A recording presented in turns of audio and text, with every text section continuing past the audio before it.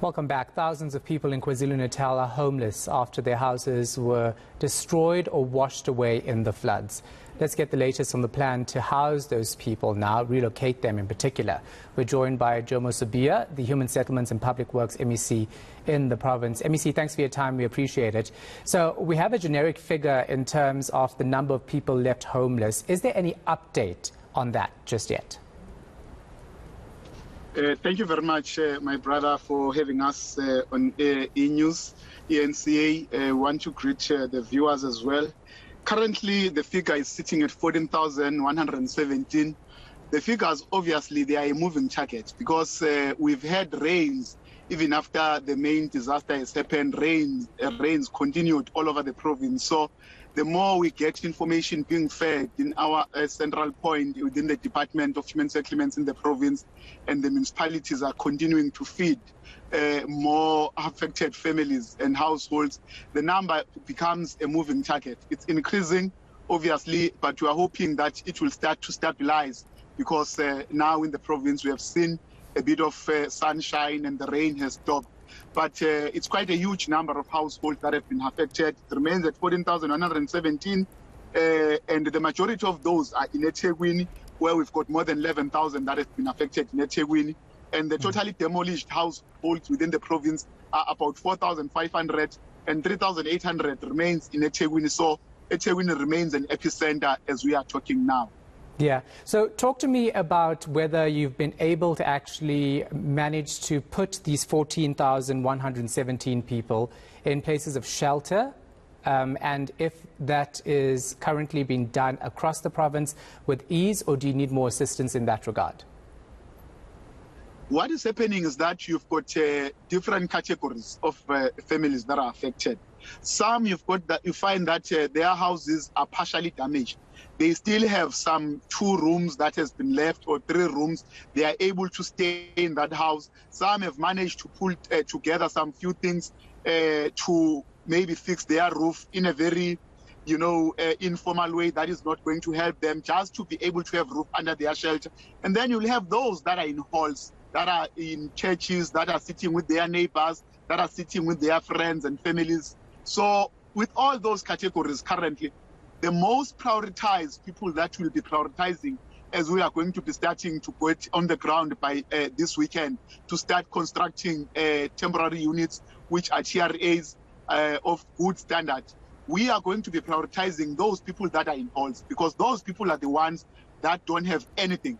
They don't have a place to stay. They don't have a roof under their shelters. So we are prioritizing them because we want to make sure that we take them out of halls. You know that in terms of hygiene, it's very compromising. But again, we've got COVID-19. We must make sure that they at least try to go back to their areas of residence, or we are going to relocate them. What we have done and we've found is that in many of these households that were demolished totally and destroyed, you find that the families were having their houses in flood lanes, they were having their houses in riverbanks.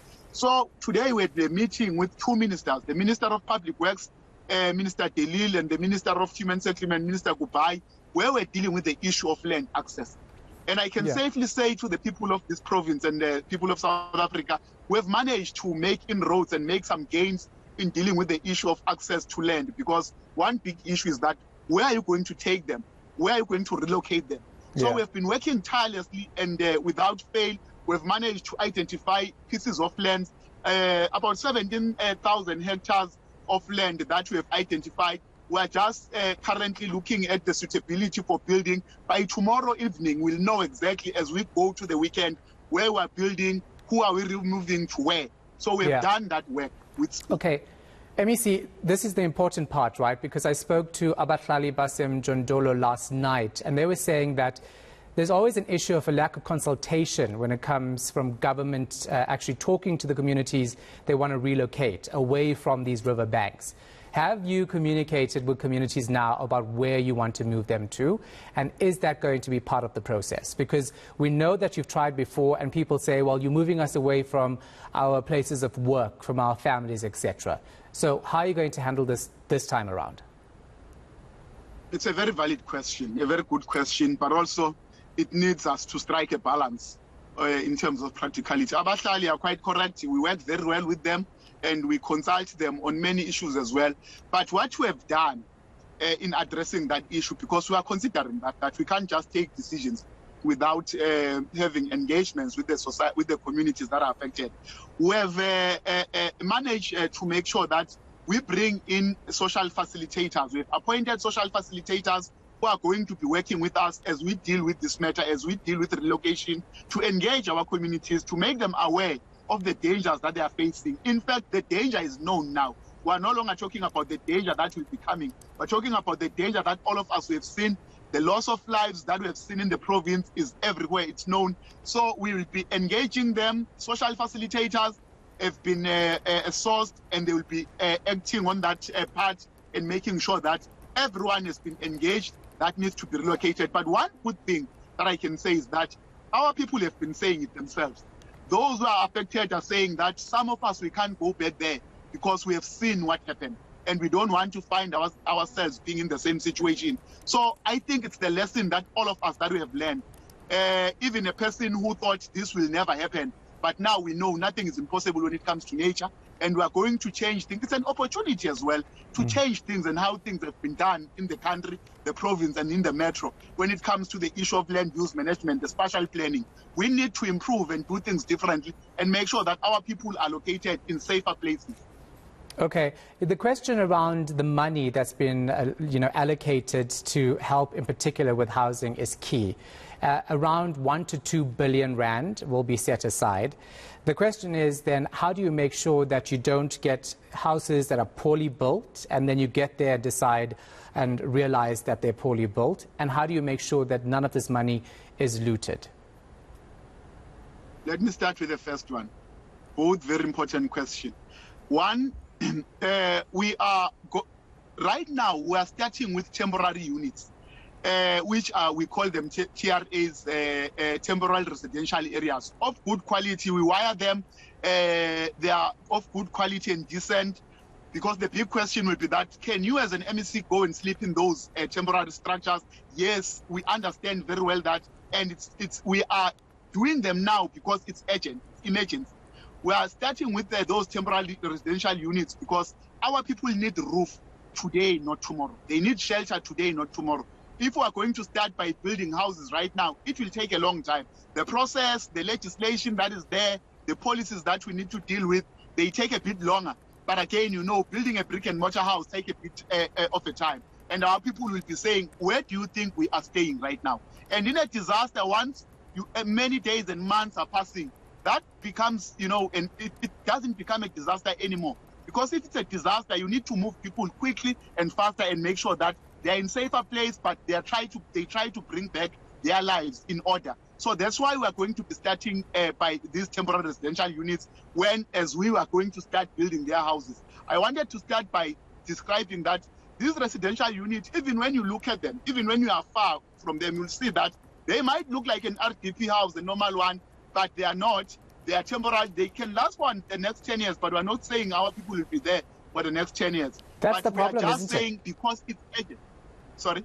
That's the problem, because temporary structures generally are set up and then we're seeing people in there for years. So how do you make sure that doesn't happen this time around?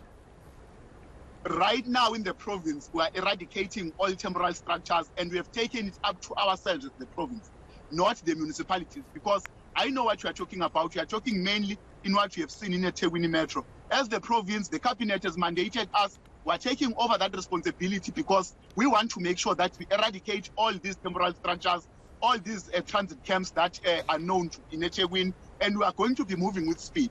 These temporary units that you are building now, the grant money to build or the disaster money to build proper houses, the National Department is already starting the process to make sure that we'll be getting the funding. Just by next year, we'll be able to start dealing with the issue of those temporary structures. But two, the issue of mismanagement of funds. We want to allay the fears. And I understand to the people of this country, it's a necessary fear. The anxiety is necessary with the experience that they've seen, with the experience that they have in terms of how money have been managed. But we can guarantee them, want to assure them that we want to rid our government any negative a thing that might dent the image of this government. We want to make sure that their government that they own, it becomes their government that is going to use money and use it to them, and make sure that it funds every project, every money is accounted for. Not a single cent must be misused. Not a single cent must not be accounted for. The Premier, the President has just spoken to all of us that we must make sure that we play our oversight role as executive authorities, but also the AG and Treasury will be part of this, the procurement processes. We're closing space on procurement processes and SCM because that's where problems start. We just want to make sure that our people gain trust in their own government. It can only be done by us, by making sure that we do things correct, and we're committed to that. So lastly, would you be open to a multi-party committee actually overseeing how this money is used, which is what's going to be proposed in Parliament? And then also the tender process, that awarding process is key because we see lots of looting through that particular process. How do you make sure that doesn't happen now and you get the right people to actually build these houses? One, in this province of KZN, in December and January, we had a disaster. You know that very well. We experienced a disaster, and the province was responsible for all the systems, the procurement systems, the SCM systems, and we made sure that every single cent is accounted for. That's why you didn't hear anything. Even on this disaster, the province has taken a lead. It's us as the province that is managing all processes because we want to avoid anything that can come in and we are blamed or we are told that things didn't go right while we are there. We don't want to sleep on duty. We are being proactive. We are making sure that we are taking all precautions to make sure that nothing will be missed. Nothing won't be known where that money has gone. No one must be appointed without experience.